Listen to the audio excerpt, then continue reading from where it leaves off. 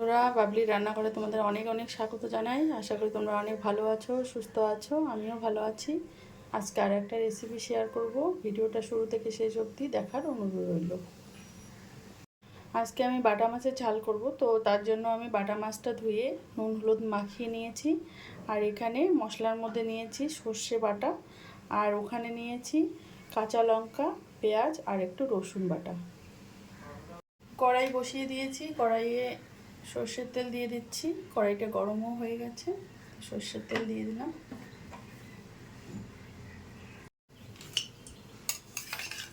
মাছটা ছেড়ে দিচ্ছি।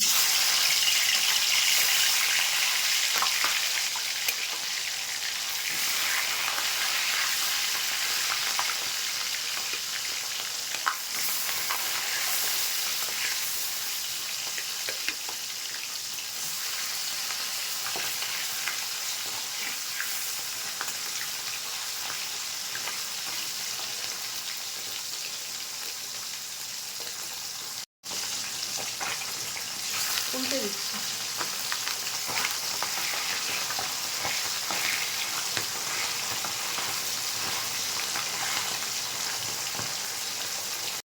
মাছগুলো ভাজা হয়ে গেছে, তুলে দিচ্ছি।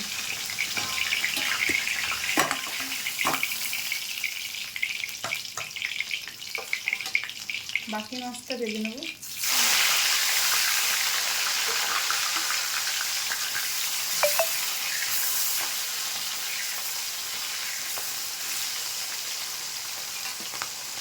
সব মাছগুলো আমি ভেজে নামিয়ে নিয়েছি। এই তেলে আমি পেঁয়াজটা দিয়ে দেবো।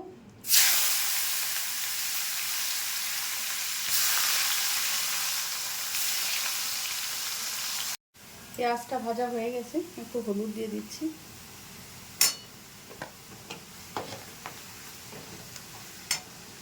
আর এখানে রসুন, পেঁয়াজ আর কাঁচা লঙ্কা বাটাটা দিয়ে দিলাম।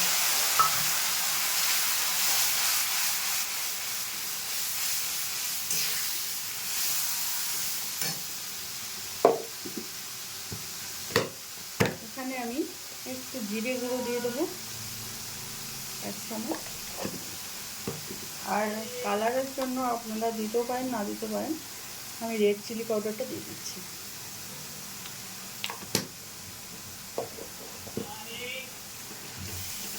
এবার একটু কষিয়ে নেব।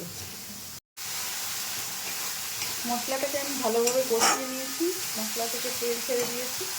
এই সময় আমি এই সর্ষে বাটাটা দিয়ে দিচ্ছি। কেউ আবার পরেও দিতে পারেন, আমি এখনই দিয়ে দিচ্ছি, কোনো অসুবিধা হবে না। দিয়ে দিচ্ছি।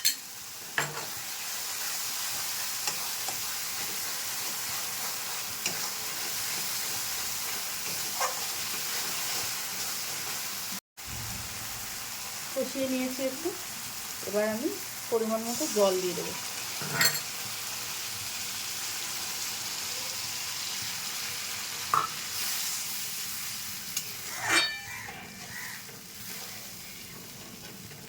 গ্রেভিটা ফুটে গেছে, এবার মাছটা দিয়ে দিচ্ছি।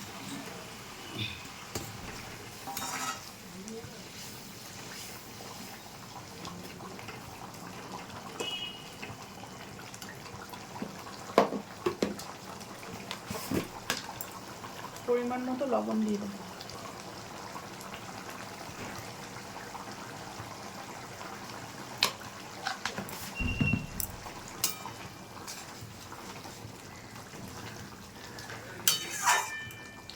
ঝালটা কিন্তু রেডি হয়ে গেছে, শুধু কাঁচা লঙ্কা দিয়ে দিলাম।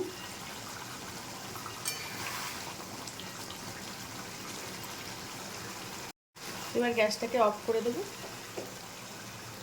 আপনাদের কাছে যদি ধনেপাতা থাকে ধনেপাতাটাও দিতে পারেন, আজকে আমি ধনেপাতাটা দিচ্ছি না।